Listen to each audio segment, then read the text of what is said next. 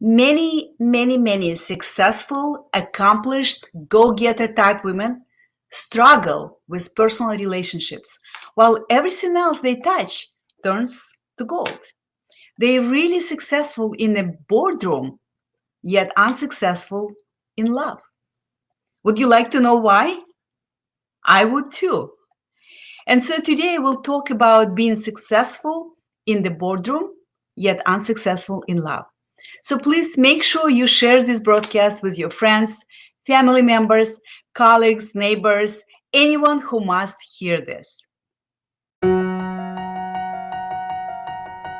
Grow your wealth, live on your terms.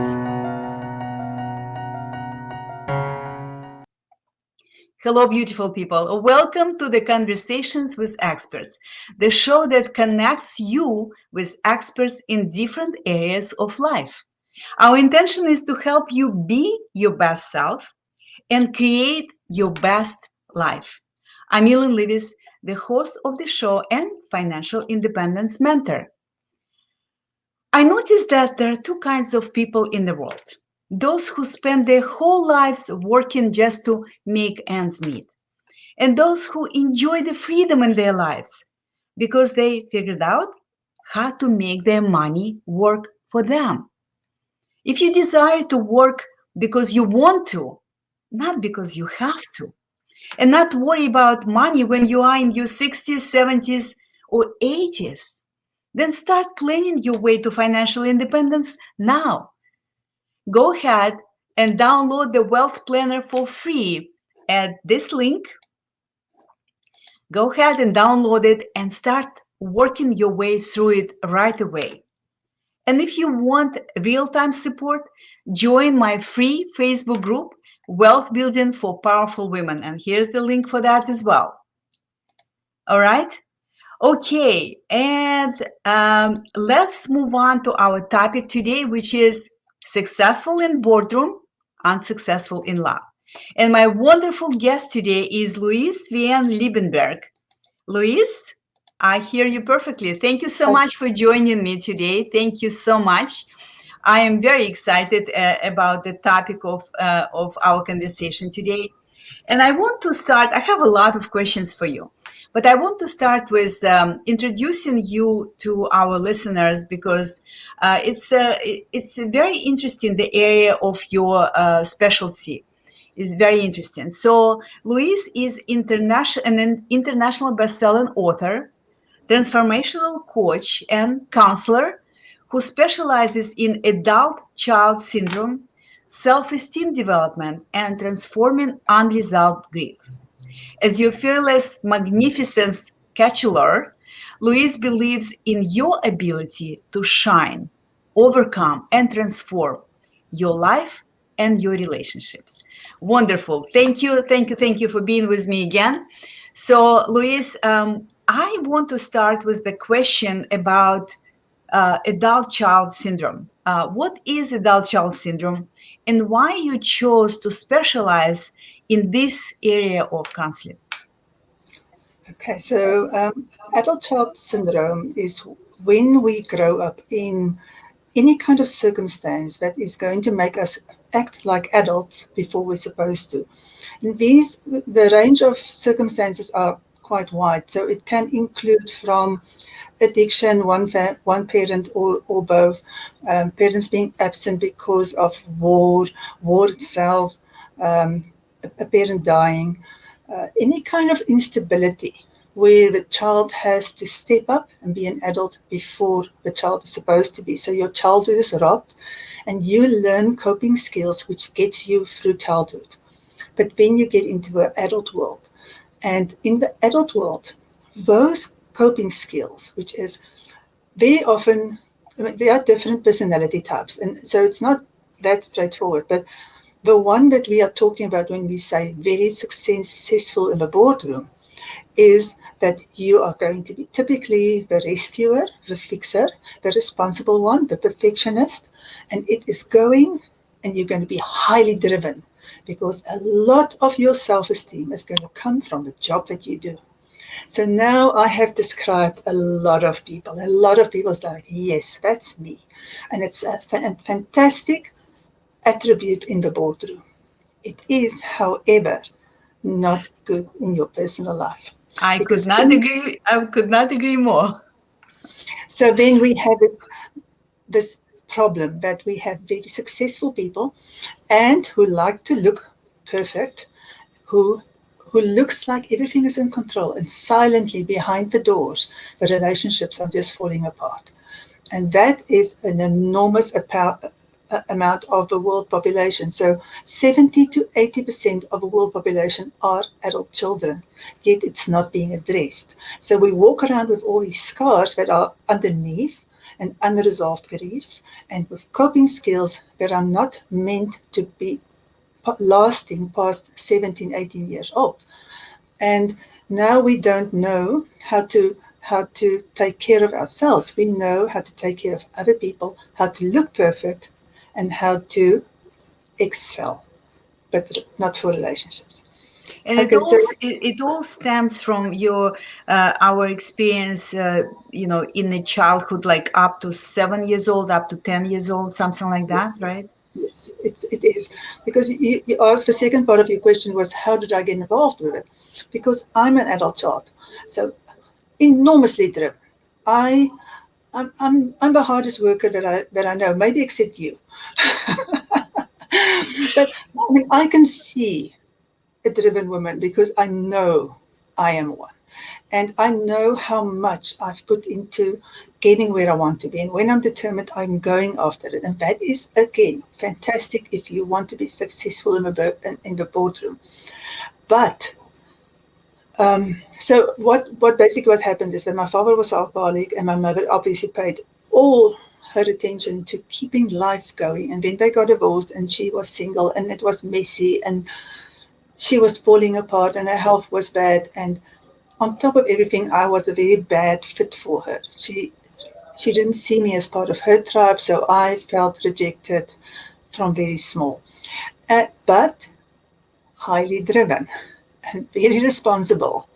And I have a lot of talents. I'm very accomplished, but I let my personal life, I just could never connect the dots. And there's a lot of us that we just can't understand. Why do we not automatically feel that we fit in when we're so accomplished? Why is it so hard? Why is social so hard? Why? And if nothing else is a problem, it will show in our relationships. Because in our relationships, we are so vulnerable.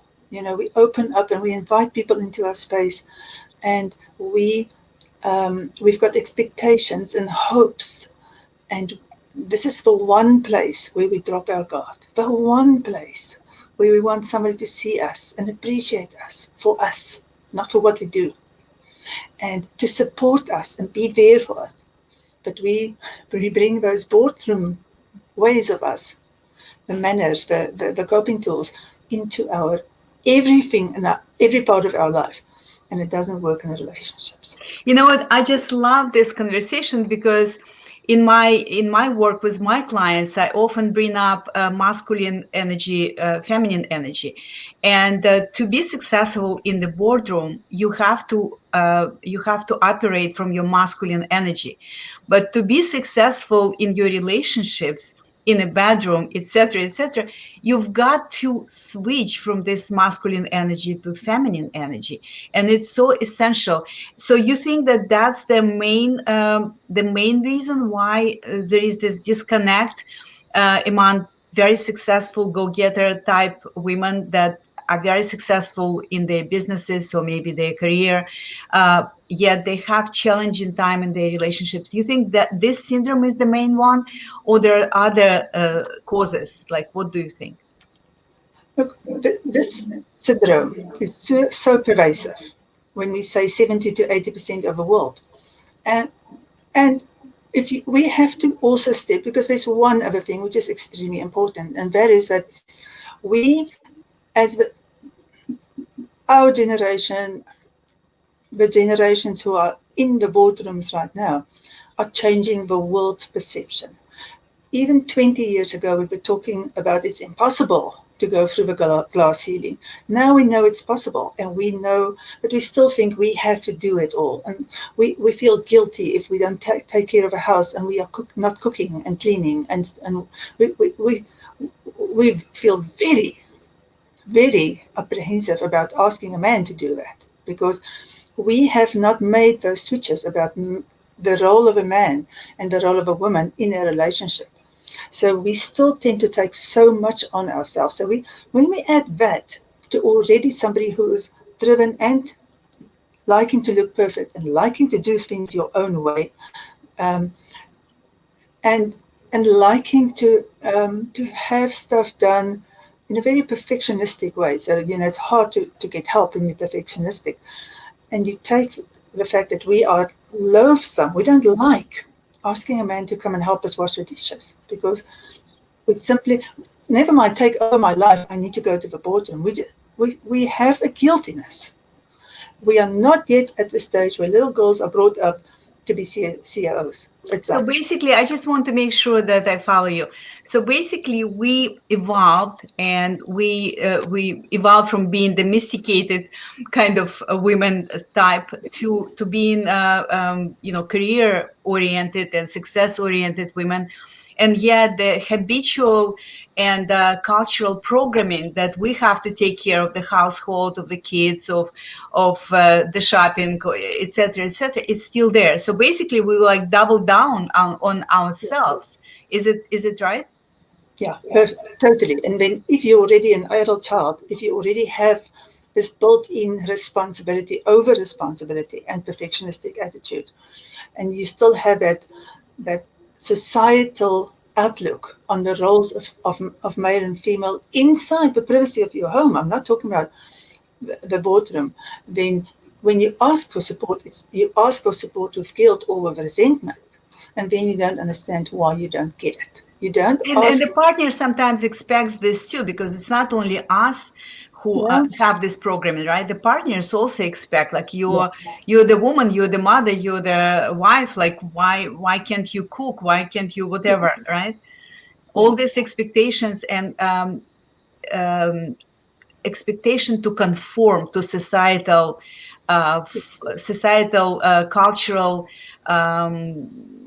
family, maybe familiar expectations, right? To yeah, conform to this, and yet we are evolving because the life is changing, and we have different demands on financial demands, different emotional demands, etc. So we're evolving, but the kind of the box that we are put in still there, right? exactly. It's exactly that.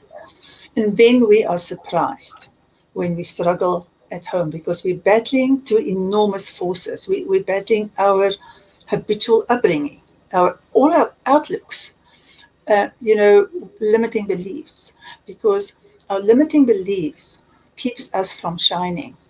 But then we push through it, but then we still have this belief that I'm responsible for everything. And that's a limiting belief. It means I don't get support. And and some of us have got limiting beliefs that we are worthy of. We will fight for our position in the boardroom because we can understand that is what we're supposed to do.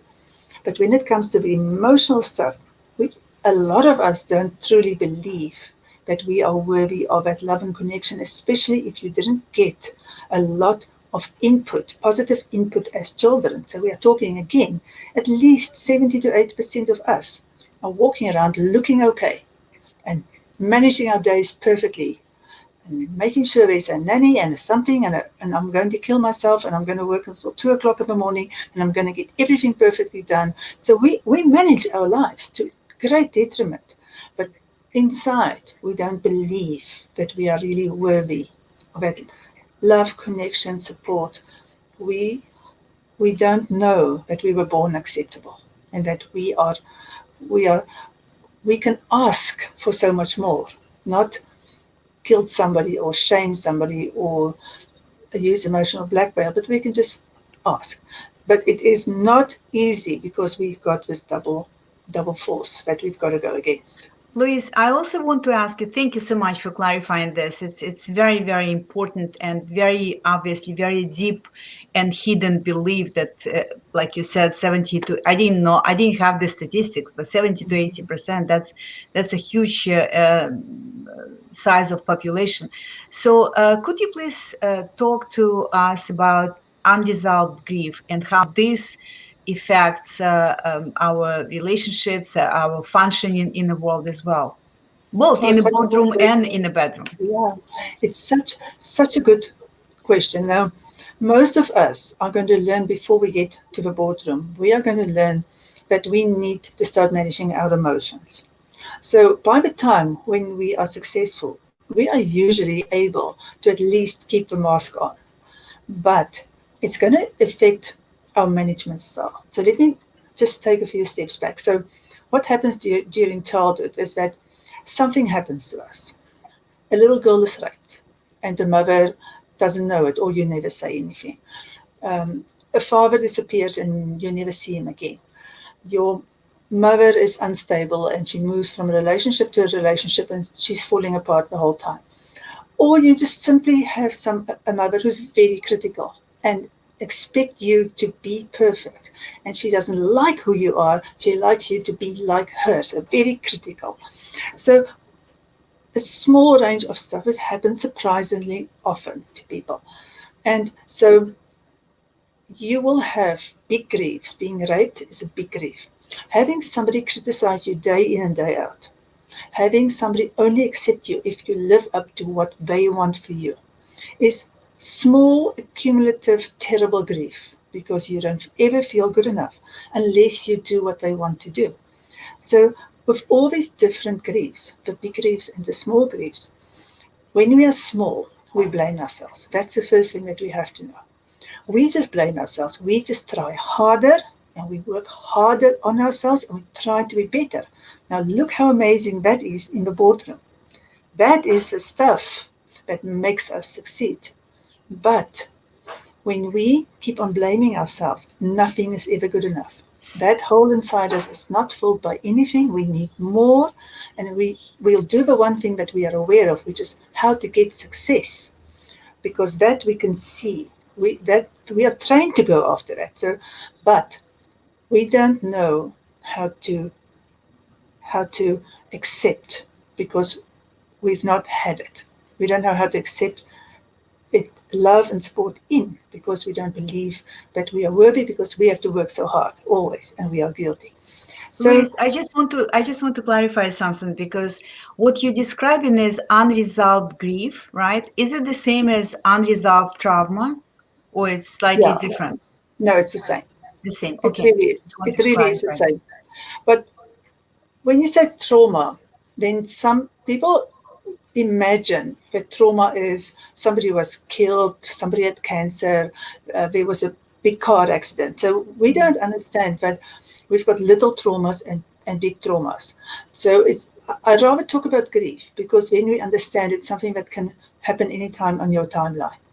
And so these griefs, because we as children can't do anything about it, we squish it. We just squish it down and then when we get to teenager, we stop refusing to feel it and we refuse to go there because that's more or less when we give up.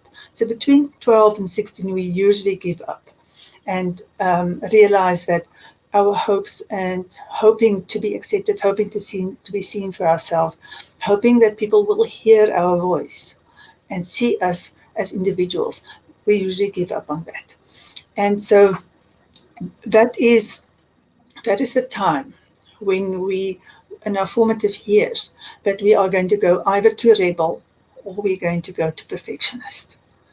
And and you can see it. If you look at life, you look around, it's usually the two. I mean, sometimes we've got perfectionistic rebels too, and which is good because it moves you somewhere in life because you're going to be an individual. So is that answering your question about grief? Yes, yes, thank you. And so I would like to continue or build on that and ask you what habits and what beliefs we need to be aware of and release, because I don't like to use word get rid of or push through, because what we resist persists, right? So what habits and beliefs we need to observe and be aware of, so we could replace them with some healthier ones that would be beneficial for us, for example, in the relationship. What beliefs and habits you would could share with us, so we will be aware of them? Okay, so one of the first things is that we are nowhere in our own cues. We have a business and somebody in a relationship, children, people that work for us, our family, our friends, everybody is more important than us. And so we don't understand that we have a job of putting ourselves first in our queue. And that doesn't mean be selfish. It means you have a job. Your job is this. You have to learn how to effectively ask to have your wants and needs met. You have to bring excellent self-care into your life, and you are responsible for your own happiness. You cannot wait for somebody else to fix you. So that's number one. Put yourself first in your queue and take responsibility for your own happiness. Not to be self-sufficient, but just take responsibility to be happy already, not to look for a relationship to make you happy. I just want to say I love your accent. By the way, I didn't mention that Louise is from South Africa, and like too, I have my accent from Lithuania. You have your accent from South Africa. I just want to say that when you say put yourself at the top of your queue, we use word priority. Make yourself your priority, because if you don't make yourself your priority, trust me, nobody will. And then your entire life will shift, because people will feel that you take care of you. Yeah. Okay, because you will emit different energy, you will act differently, you will speak differently, etc., etc. So that was huge. Thank you. So what else?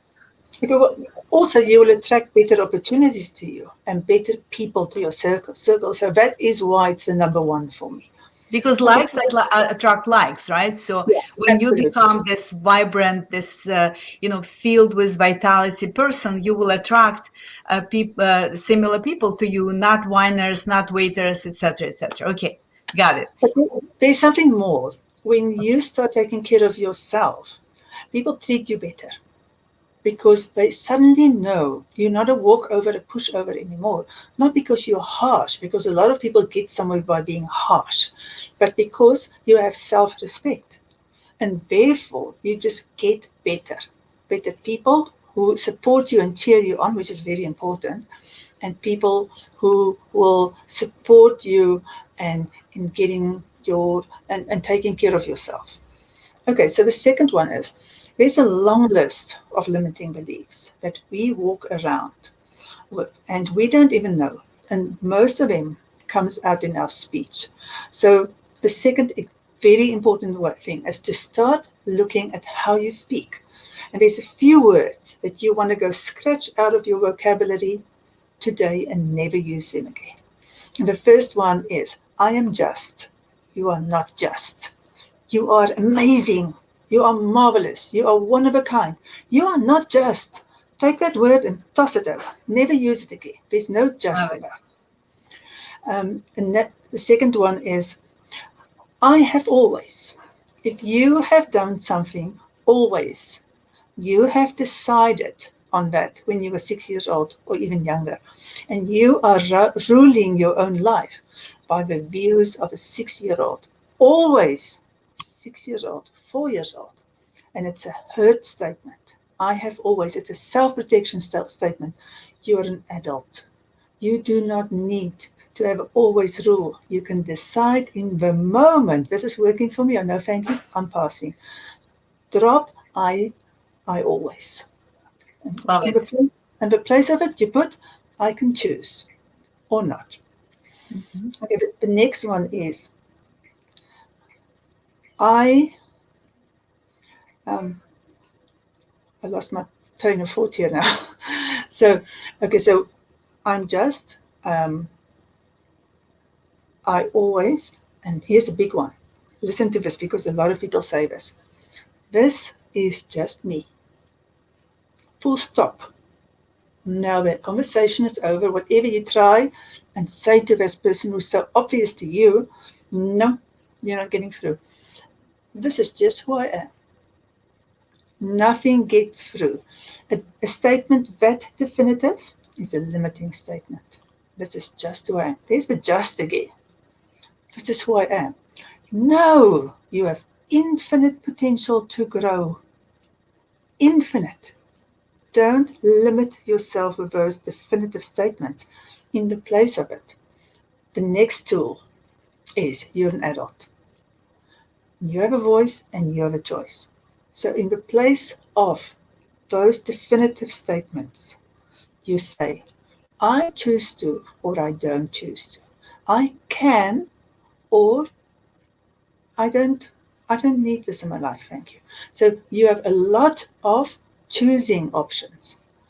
And then the fourth one is I have a voice and I have a choice, and I have rights as an adult. Because if you come in any way from a child perspective, then you're going to end up in victim mode.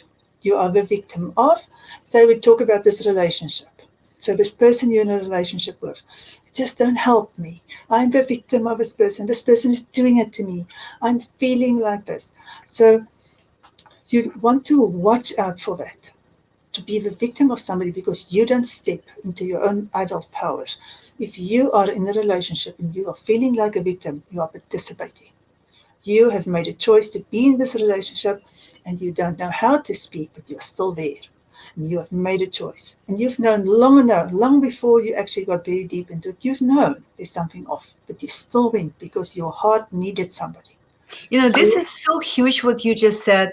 When we don't take responsibility for our choices, for our actions, for our decisions, then we feel that someone else is more powerful than us, that we just don't have power. And when we feel that way, it's impossible to be happy. It's impossible to be successful because you always feel that someone else has control over your decisions, over your life, and you just like poor me, etc. So take as an adult, you mentioned you have rights as an adult, but you also have responsibilities. Yes, we all have rights, but we also have responsibilities to take for our actions and decisions. And from everything that you described before, I just want to emphasize that choice of words is super important. First of all, words have certain frequency, certain vibration. There are words that are uplifting. There are words that basically contracting you, right? Contracting your energy. They have different, very low energetic vibration and frequency. And that's why we used to say that the way you speak is the way you think, and the way you think is the way you act, and the way you act, it's pictured out in your life. So don't think that just your choices and actions determine and thinking determine your experiences in life. The way you speak, because the way you speak is the way you think. And sometimes it's not only the way you speak with someone else. Sometimes it's the way you speak with yourself when you think like about certain things. Like we don't always say I'm just a mother or I'm just a wife. Sometimes you think you speak to yourself these same words. I'm just, or I'm always like that. No, you're not always like that. It was it was event in your life when you were like that, but this event is not who you are, right? It was just an experience, and you can choose to make different choices now, etc. So huge. Great. Like I said, I have a lot of questions for you, so I want to move forward. So we talk about successful relationships, and I know that everybody has different definition of what it means to have a successful relationship. So I would love to hear from you. How do you define successful relationship? And that could be personal, intimate relationship with your children. So if you could just elaborate on that. I should have my book open now because I've got a beautiful diagram in it. So I'm going to say something that nobody's going to expect. Okay, so bear with me here. Right. But it's very important because once you get this, the door is open for you to have it. The first thing is we don't want to be codependent. We don't want to be two trees that are growing together like this. We want to be two strong trees with our own strong roots who are choosing to be together because we are happy already. We are not trying to fix each other, because if we're fixing each other, we are those trees that can't survive without the other. That's a codependent relationship. So we're looking for two happy people who are willing to work through their drama, baggage, unresolved griefs, hurtful attitudes, outlooks, or behaviors, habits. So that's the first one. The second one is this. For me, the definition of a successful relationship is the one in which I am seen for me. I am heard. I am allowed a no. I am allowed wants and needs. And in this relationship, the other person gets the same from me. I'm willing to listen. I don't have to agree. I'm willing to see that person for who they are, because they're not an extension from me. They start separate from me. And I am willing to let them have a no, even if I don't like it. And we, in this relationship, are happy to keep growing and constantly renegotiate depending on where we are as individuals. Because then we are in a relationship where we want to be together. We're not there because we have to be fixed.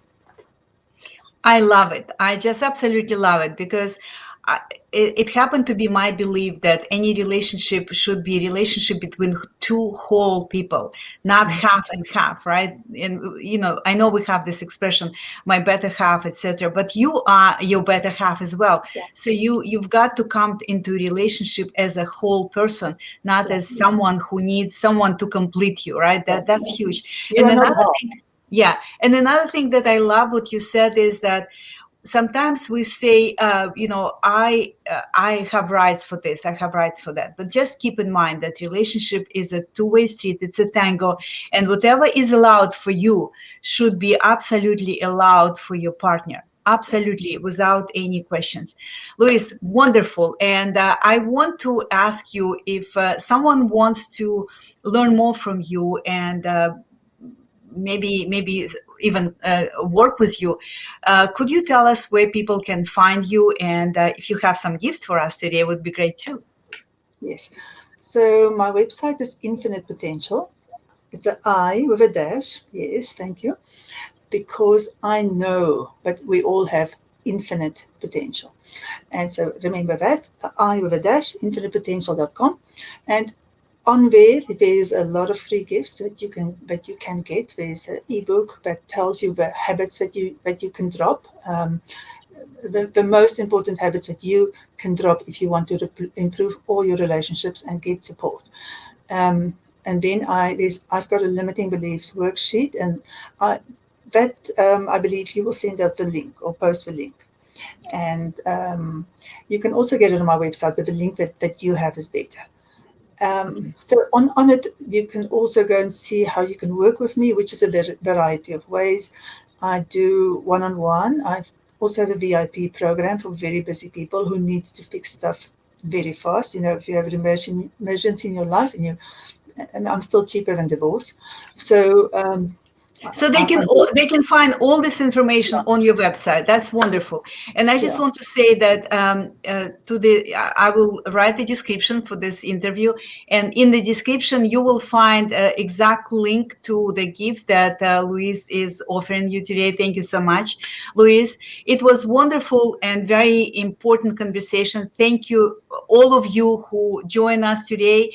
Thank you for your time. Thank you for your attention, because I know you have 100 things to do, and yet you watch us today. So I really appreciate you. And I wish you have a beautiful day. And then guess what? Next week, Wednesday at 10 o'clock Eastern Time, we will have another episode of the Conversation with Experts. Please join us, because you always learn from people who are experts in different areas of life.